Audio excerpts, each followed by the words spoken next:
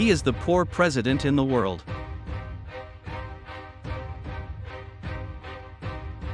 It's a common grumble that politicians' lifestyles are far removed from those of their electorate. Not so in Uruguay. Meet the president, who lives on a ramshackle farm and gives away most of his pay. José Alberto Pepe Mujica Cordano, born May 20, 1935, is a Uruguayan politician, former revolutionary and farmer who served as the 40th president of Uruguay from 2010 to 2015.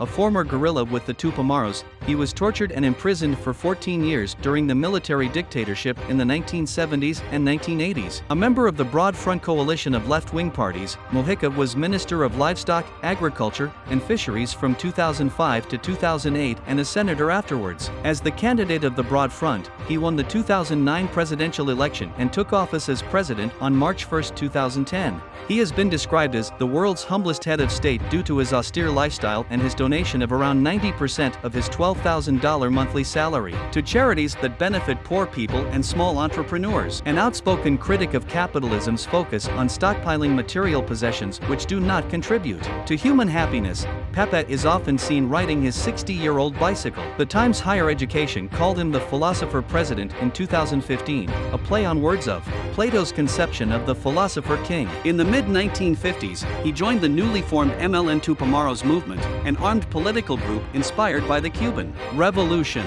He participated in the brief 1969 takeover of Pando, a town close to Montevideo, leading one of 6 squads assaulting strategic points in the city. Mujica's team was charged with taking over the telephone exchange and was the only one to complete the operation without any mishaps. In March 1970, Mujica was gunned down while resisting arrest at a Montevideo bar. He injured 2 policemen and was in turn shot 6 times. The surgeon on call at the hospital saved his life. Tupamaros claimed that the surgeon was secretly Tupamaro, and this is why his life was saved. In reality, the doctor was simply following ordinary medical ethics. At the time, the president of Uruguay was the controversial Jorge Pacheco Orico, who had suspended certain constitutional guarantees in response to MLN and communist unrest. In total, Mujica was captured by the authorities on 4 occasions. He was among the more than 100 Tupamaros who escaped Punta Carretas prison in September 1971 by digging from inside the prison a tunnel that opened up at the living room of a nearby home. Mujica was recaptured less than a month after escaping, but escaped Punta Carretas once more in April 1972. On that occasion, he and about a dozen other escapees fled riding improvised wheeled planks down the tunnel, dug by Tupamaros from outside the prison. He was reapprehended for the last time in 1972, unable to resist arrest. In the months that followed, the country underwent the military coup in 1973. In the meantime, Mujica and 8 other Tupamaros were especially chosen to remain under military custody and in squalid conditions. In all, he spent 13 years in captivity. During the 1970s and 1980s, this included being confined to the bottom of an old, emptied horse watering trough for more than 2 years. During his time in prison, Mujica suffered a number of health problems, particularly mental issues. Although his 2 closest cellmates, Eleuterio Fernandez Huidobro and Mauricio Rosenkopf, often managed to communicate with each other, they rarely managed to bring Mujica into the conversation. According to Mujica himself, at the time he was suffering from auditory hallucinations and related forms of paranoia. On March 1, 2005, President Tabaré Vázquez designated Mujica as the Minister of Livestock, Agriculture and Fisheries. Mujica's own professional background was in the agricultural sector. Upon becoming minister, Mujica resigned his position as senator. He held this position until a cabinet change in 2008,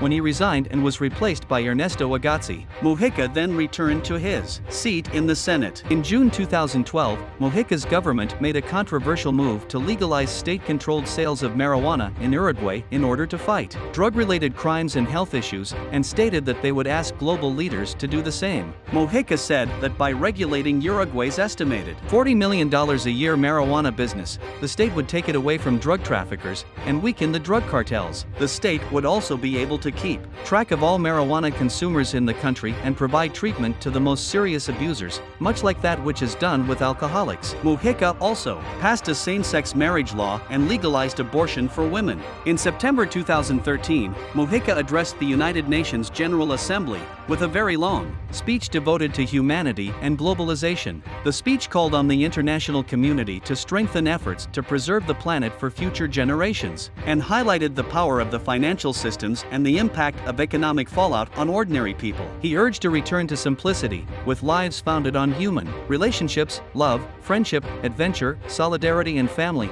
instead of lives shackled to the economy and the markets. Parts of his speech were incorporated into the intro to the song Santiago on Nuan Afrobeat's first album. In general terms, its policy was in line with the previous mandate. The share of social expenditure in total public expenditure thus rose from 60.9% to 75.5% between 2004 and 2013. During this period, the unemployment rate remained at about 7%. The national poverty rate was reduced from 18% to 9.7%, and the minimum wage was raised from $4,800 to $10,000, average annual inflation rate of 7%, and the government's debt raised from 59% to 65%. It also supported the strengthening of trade unions. According to the International Trade Union Confederation, Uruguay has become the most advanced country in the Americas in terms of respect for fundamental labor rights, in particular freedom of association, the right to collective bargaining and the right to strike. Mujica was barred from running for re-election in 2014.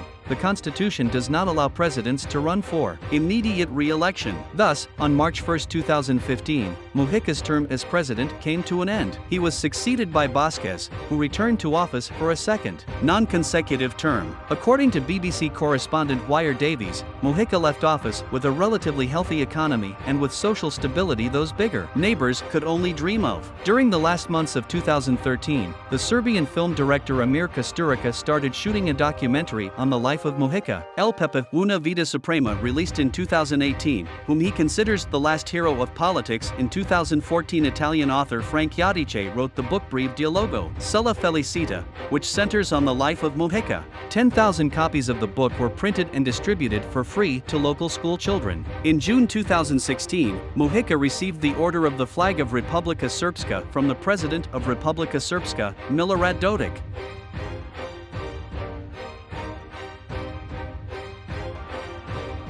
And that's it for this video. If you like what you see, give us likes and subscribe for our platform to grow.